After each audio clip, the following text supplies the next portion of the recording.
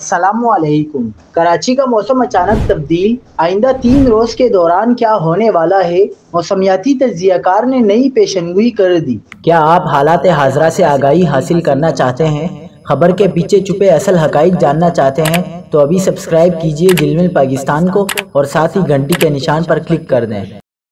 آپ کو بتاتے چلیں کہ شہر قائد میں آئندہ 3 روز کے دوران ہلکی بارش، بوندا باندی اور پھوار ہو سکتی ہے۔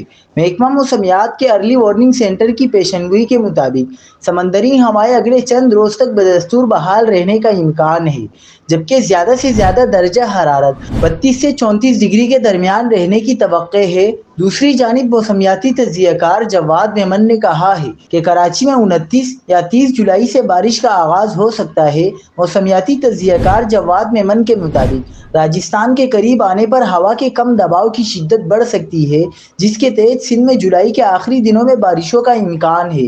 جواد میمن نے بتایا کہ کراچی میں 29 یا 30 جولائی سے بارش کا آغاز ہو سکتا ہے۔ بارش کا سلسلہ وقفے وقفے سے 2 یا 3 اگست تک جاری رہ سکتا ہے۔